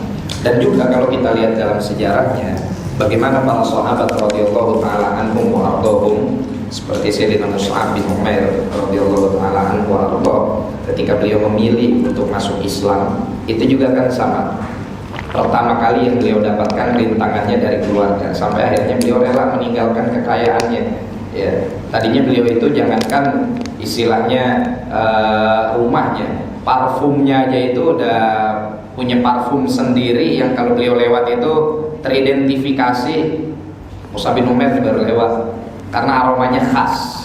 Ya, tapi dengan rintangan yang beliau dapati dari keluarga segala macam, akhirnya beliau tetap bertahan dalam akidahnya hingga di masa wafatnya itu nggak punya apa-apa kecuali sehelai kain yang kalau ditarik untuk nutupin muka kelihatan betisnya, ditarik untuk nutupin betis kelihatan sebagian mukanya sampai dadanya, tapi tetap teguh dalam iman. Jadi memang untuk bisa sampai kepada level yang lebih tinggi itu mesti ada cobaan, dan makin tinggi level kita ujiannya makin berat, ya ujiannya makin berat. Dan mungkin bisa dari pertanyaan ibu kita bisa ambil sebuah motivasi bagaimana kita berusaha meniru Rasulullah SAW dalam menghadapi setiap ujian dan tantangan tersebut. Rasulullah juga siapa penantang utamanya, siapa penguji utamanya? Pamannya. Ya, pamannya yang dulu ketika beliau lahir dia adalah orang yang paling bahagia sehingga memerdekakan Thaibah al-Aslamiyah. Waktu Rasulullah lahir itu kan Abu Lahab saking senangnya punya keponakan lahir dalam keadaan yatim, dia merdekakan, ya, dia punya budak Thaibah al-Aslamiyah. Tapi di kemudian hari malah justru jadi musuh utamanya. Tapi Rasulullah SAW untuk menuju kepada Allah Subhanahu wa taala dan melakukan tugas-tugasnya tidak bergeming dengan itu, dengan tetap memberikan akhlak yang baik. Karena memang beberapa testimoni teman-teman kita yang ada di Eropa, kalau mereka lagi dikasih kesempatan untuk sambutan ya testimoni keislaman mereka, umumnya mereka itu menyampaikan pendapat gini kok, menyampaikan sebuah penelitian bahwa seringkali penyebab orang Islam di Eropa itu karena melihat akhlak seorang muslim. Umumnya demikian ya. Artinya itu jadi salah satu faktor yang besar. Termasuk saya dan keluarga saya. Waktu itu ada seorang dari Amerika belajar di Darul Mustafa di Tarim, sekelas sama saya. Dia dikasih tausiah, dikasih kesempatan tausiah malam Jumat, testimoni dia. Dia bilang, saya ini pertama masuk Islam itu tahu lewat internet. Tahu Islam lewat internet gara-gara ngelihat ceramah Abu Umar. Siapa sih ini orang? Akhirnya saya pelajari, kemudian saya cari di mana di sini ada perwakilan muslim. Dia masuk Islam. Kemudian dia bilang, saya sangat berharap orang tua saya juga masuk Islam dan saya minta doanya. Dan subhanallah beberapa tahun kemudian keinginan diijabah, orang tuanya masuk Islam. Yang menyebabkan orang tuanya masuk Islam adalah apa?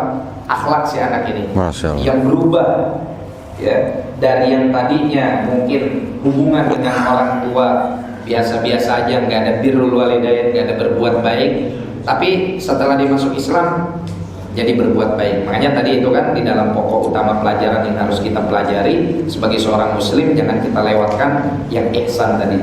Jadi siapapun dia yang menjadi penghalang kita tetap berusaha dalam akidah kita dengan seperti yang tadi perlu disampaikan, bahwa kita tetap harus menjaga hubungan baik dengan siapapun selama yang dia minta dari kita bukan hal yang membawa kita kepada maksiat kepada Allah. Tapi kalau yang dia minta dari kita adalah kemaksiatan kepada Allah, bukan hanya sekedar murtad nih, maksiat aja. Ayolah, mumpung Natal nih, ada dikit sosis babi.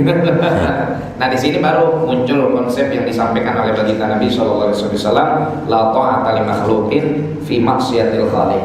Enggak ada namanya ketaatan dengan makhluk manapun selagi perintah yang dia perintahkan mengarah kepada kemaksiatan kepada Allah. Tapi kalau untuk berbuat baik, Al-Quran sendiri bilang, wa in jahadaka ala an tusyrika bima laysa laka bihi ilm fala tuti'huma wa shahibhuma fid dunya ma'rufa. Kalau orang tuamu tetap terus-terusan minta kamu supaya murtad kembali, jangan diikutin, tapi tetap wa shahibhuma fid dunya ma'rufa, pergaulilah mereka di dunia dengan cara yang baik. Allahu a'lam. Mungkin tambahin, silakan. Cukup lah, udah panjang begitu udah. Jawab kalau saya dibilang nggak boleh nyampaikan satu ayat, tadi kan kalau Doni bilang kita biarpun cuma satu ayat kan kita meskipun dia ahli Islam, tapi kita yang mualaf katanya nggak boleh gitu. Padahal dia lakukannya yang di luar dari Islam, nggak sesuai dengan ajaran Islam gitu. Ya gini aja Bu, jangan terlalu dipikirkan lah yang begitulah. Kalau kita tahu kita sudah masuk Islam dengan kebenaran Islam, dengan ayat tertentu misalnya, Ibu mau sampaikan aja, gitu, nggak usah takut gitu Bu, sampaikan aja. Ya. Insya Allah apa yang kita sampaikan itu udah bukan ranah kita lagi. Yang penting Ibu sudah menyampaikan ayatnya kan. Selanjutnya terserah Allah, bukan urusan kita lagi gitu. Ya Bu ya, silakan yang lain. Ada lagi? Ya.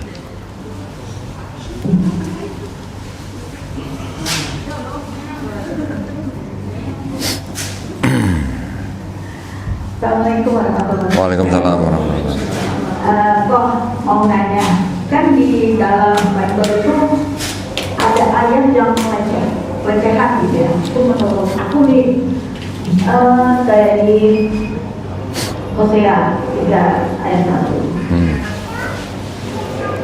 Tuhan berfirman kepadaku, pergilah, cintailah istrimu lagi, meskipun dia dicintai oleh laki-laki, dan berzina. Cintailah dia seperti Tuhan mencintai wanita. Jadi maksudnya tuh kok Tuhan memperbolehkan gitu itu berzina gitu kan. Nah ini ayat yang dipegang oleh keluarga saya.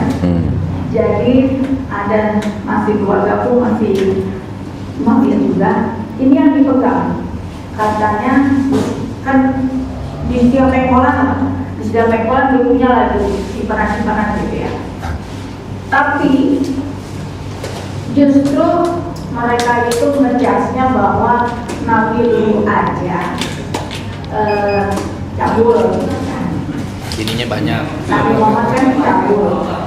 Dia punya bini masih di bawah umur. Ya masih di bawah umur. Padahal setelah saya mempelajari itu Aisyah tidak di bawah umur. Beliau sudah berusia 15 tahun karena beliau pernah ikut berperang. Yang saya bingung, kok orang yang punya kitab sucinya gitu, apa mereka nggak paham gitu tentang pelecehan kepada Tuhan mungkin? Itu apa ya kok? Maksudnya aku memberikan masukan, memberikan dakwah gitu pada keluarga besar itu asalnya kata Ustaz ini baiknya tuh seperti apa gitu. Thank you Bang. Baik, jadi seperti yang tadi saya jelaskan bahwa Kristen ini kan menggunakan kitabnya Yahudi kan. Tapi mereka sendiri kan menafsirkan kitabnya Yahudi dengan kacamata mereka sendiri. Kalau untuk masalah cerita-cerita di dalam Perjanjian Lama yang dari kitabnya Yahudi, itu memang gayanya orang Israel pada zaman itu yang begitu gitu. Bahasanya mereka juga banyak yang menggunakan bahasa-bahasa Majasi sebenarnya, ya. Kelihatannya porno, memang kalau dibaca porno, Ustadz saya suruh baca di sini juga mungkin malu gitu. Tapi itu sebenarnya bahasa Majasi, bahasa kiasan yang menggambarkan bahwa umat Israel itu adalah umat yang sering melanggar perintah dari Allah Subhanahu wa taala, sering musyrik gitulah, sering menyembah Tuhan yang lain gitu. Nah, itu yang ditafsirkan oleh umat Kristen dengan kacamata mereka, selain daripada nubuat-nubuat yang untuk Yesusnya, sehingga mereka ya boleh dikatakan apa ya, awam gitu dengan kitab mereka sendiri. Rata-rata begitu, rata-rata sebenarnya mereka awam. Kalau yang tadi Ibu dibalikan sama mereka misalnya, Nabi lu aja begini, mudah itu Bu jawabannya. Kalau belajar sedikit aja, nggak perlu belajar panjang-panjang, nggak usah sampai jadi profesor gitu, nggak perlu lah.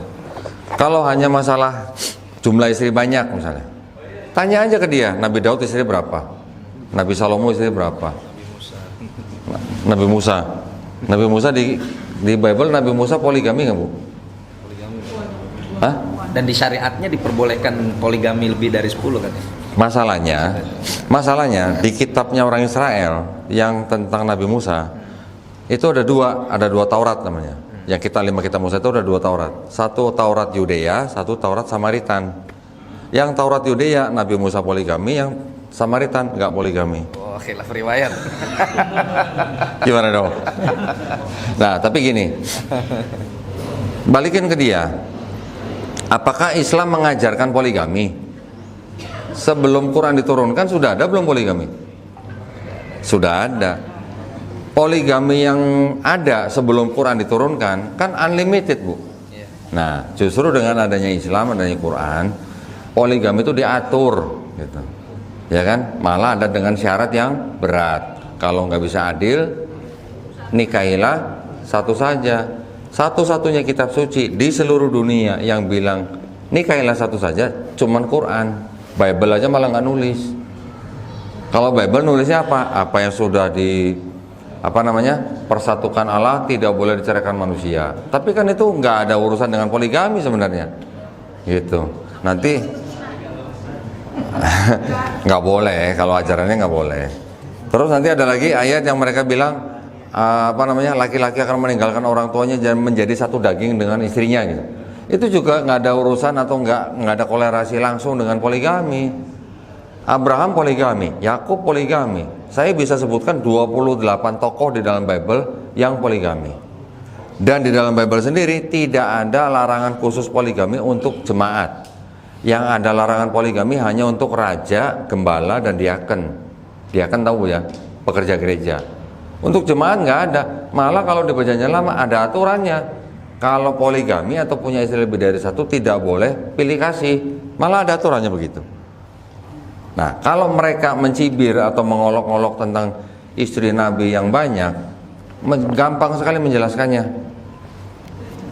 Tanya dia, Nabi sebelum poligami istrinya satu, nikahnya berapa tahun gitu? Selirnya banyak. Hah? Selirnya banyak. Selir siapa? Selirnya raja. Enggak, ini lagi ngomongin Nabi. Nabi Muhammad SAW sebelum berpoligami istrinya berapa? Satu kan? Berapa tahun nikahnya? 25 tahun pernikahan perak, gitu kan? Nabi berpoligami kan ketika Siti Khadijah sudah meninggal dunia, baru berpoligami, itu pun juga dengan hikmah. Artinya apa? Misinya apa? Ada misi untuk persaudaraan, ada misi kenegaraan, juga ada misi ilmu kan? Nah, itu. Kalau misalnya sekarang sampai ada bicara itu Nabi lu menikahi anak kecil misalnya, anggap aja bener omongan dia, anggap aja ya. Tanya di Bible-nya, Nabi Ishak menikahi Ribka umur berapa? Gitu. 3 tahun. Ya. Kemudian Nabi Daud berzinah dengan istri panglimanya sendiri ketika istrinya itu umur berapa tahun? Bisa dihitung, walaupun tidak tertulis, tapi bisa dihitung. Umurnya 7 sampai 9 tahun. Yang namanya Betseba. Ya, Daud berzinah dengan Betseba ketika Betseba umurnya 7 sampai 9 tahun. Saya punya hitungannya. Ribka yang dinikahi oleh Nabi Ishak 3 tahun. 3 tahun mau diapain coba? Kita berpikir positif aja ya. Bukan berarti anak kecil perempuan 3 tahun dinikahi itu artinya langsung ditiduri, bukan. Bangsa Semitik atau bangsa Timur Tengah seperti Yahudi, Arab, itu mereka punya tradisi yang namanya kalau menikahi seseorang anak perempuan yang masih usia dini, bukan berarti langsung ditiduri. Ada yang namanya bertunangan gitulah. Nanti kalau perempuan itu sudah akil balik, baru berumah tangga. Tanya lagi ke mereka, mamanya Yesus atau orang Belanda bilang maminya Yesus ketika hamil itu umur berapa? Tahu nggak gitu? Mungkin nggak tertulis di Bible, tapi ada dokumen sekunder mereka umur 12 tahun maminya Yesus waktu mengandung gitu. Maria 12 tahun, Yusuf umur berapa? 90 tahun. Jadi kalau Nabi Muhammad SAW usia 53 tahun menikahi Aisyah yang dikatakan usia 6 tahun dan berumah tangga umur 9 tahun, dikatakan kakek-kakek menikahi anak kecil, tanya Yusuf umur berapa tahun, Maria umur berapa tahun, gitu. Dia pasti nggak tahu kalau dia nggak belajar. Ada dokumennya, saya punya kitabnya namanya Protevangelium of James. Maria umur 12 tahun, Yusuf umur 90 tahun. Yusuf duda anak 6, dinikahkan dengan Maria karena apa? Karena Maria hamil tanpa suami, sehingga Yusuf dijodohkan untuk menutupi aib gitu. Begitu kira-kira ya ceritanya. Jadi kalau menuduh seperti itu dengan mudah kita bisa mengembalikan. Berarti kalau om itu membenarkan Apa? membenarkan kelakuan dia yang sudah itu kan satu sendiri yang korban itu ya. Dia itu melakukannya dengan ayat itu bahwa Tuhan itu aja memperbaikkan. Kalau dia menggunakan kitab yang di Hosea, berarti dia pick and choose namanya. Pilih-pilih sendiri berarti. Namanya cherry picking namanya. Ya. Enggak sesuai dengan nafsunya berarti. Nah, itu hanya pembenaran buat dia. Kalau dia benar-benar orang Kristen, dia harus ikut ajarannya Paulus. Nah, Paulus bilang hukum Taurat di Perjanjian Lama itu sudah dibatalkan dengan matinya Yesus di atas kayu salib. Nah, kalau dia ngaku Kristen, dia harus ngikut ajarannya Paulus. Kalau dia ngambil comot-comot ke Hosea, berarti itu namanya cherry picking namanya. Ya, semua maunya dia aja. Ada yang lain? Silakan. Satu lagi ya. Ya, silakan.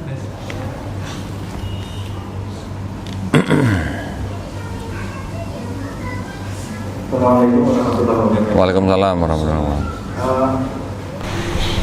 Pertanyaan yang pertama, kan kalau dilihat di Bible itu kan gabungan dari perjanjian lama dan perjanjian baru. Dan perjanjian lama itu kan mengadopsi dari kitab tangan Yahudi. Nah, apakah kitab-kitab yang diadopsi ini itu sampai sekarang itu masih digunakan oleh orang-orang Yahudi? Maksudnya masih sebagai kitab sucinya orang Yahudi. Dan apa namanya? Ya mungkin karena ini turunan dari versi Yunani, apakah sebetulnya isinya masih sinkron dengan yang dipakai orang Yahudi? Karena kan kalau orang Yahudi mungkin masih menggunakan bahasa Ibrani yang dari dulu sampai sekarang mungkin masih sama. Terus kemudian yang kedua, ini sebetulnya mungkin nggak terlalu berarti, tapi ini ada beberapa waktu jadi pikiran saya. Kan pada saat apa namanya misalnya ketika dari nabi yang sebelum Nabi Musa, Nabi Daud itu kan semuanya turun ke Nabi Israel. Pada zaman yang sama kan di belahan bumi yang lain kan juga banyak masyarakat yang ada. Mungkin di Amerika Selatan juga suku bangsa Maya juga sudah eksis, di Persia juga sudah ada. Di negeri-negeri lain itu ya pertanyaan saya sebenarnya, ketika mereka tidak mendapat putusan Allah, tidak mendapat Rasul, ya mungkin mendapat tapi kita nggak tahu aja gitu ya. Itu kira-kira gimana ya nasib bangsa-bangsa lain kalau tidak mendapat wahyu kebenaran yang sebagaimana kita tahu kami. Maksudnya dari pandangan Islam atau dari pandangan Yahudi nih? Untuk yang kedua, dari pandangan Islam. Kalau dari pandangan Islam kan orang-orang yang tidak mendapatkan informasi atau wahyu atau utusan itu nanti di hari akhir kan mendapatkan pengadilan yang khusus gitu. Tidak disamakan dengan kita yang sudah mendapatkan informasi atau diutus gitu. Nah, yang pertanyaan pertama, apakah? Oh ya boleh. Silakan ya. Siap. Kalau pertanyaan pertama, apakah masih digunakan oleh Yahudi? Masih. Ini kitabnya tadi. Mana tadi? Ini kitabnya masih ada dan ini dipakai oleh orang Yahudi sampai sekarang. Nah, pertanyaannya kan tadi apa? Sebelumnya gini. Susunan kitab-kitab yang ada di sini itu berbeda dengan susunan yang perjanjian lama. Susunannya berbeda, urutannya. Jadi kalau yang punya Yahudi ini dari Kejadian sampai 2 Tawarikh, kalau yang perjanjian lama punya orang Kristen itu dari Kejadian sampai Maliaki, ya, urutannya berbeda. Terus kalau tadi ditanya apakah itu tadi diterima terjemahan Yunaninya sama Yahudi. Ini yang Septuaginta ini, yang terjemahan Yunani ini, yang menjadi perjanjian lamanya orang Kristen, yang terjemahannya sudah diresensi sama Kristen. Ini kalau dikasih ke orang Yahudi suruh baca, mau nggak? Nggak mau. Ini kalau dikasih ke orang Yahudi dibuang tempat sampah, Pak. Gitu. Ya, jadi ini tidak diterima oleh kalangan Yahudi. Gitu, Pak. Ya. Saya rasa cukup. Ya gitu aja ya. Saya juga harus geser ke tempat lain ini, mohon maaf. Jadi mudah-mudahan apa yang kita dengarkan hari ini bisa melindungi kita semua ya. Amin. Saya kembalikan ke MC. Barakallahu fikum.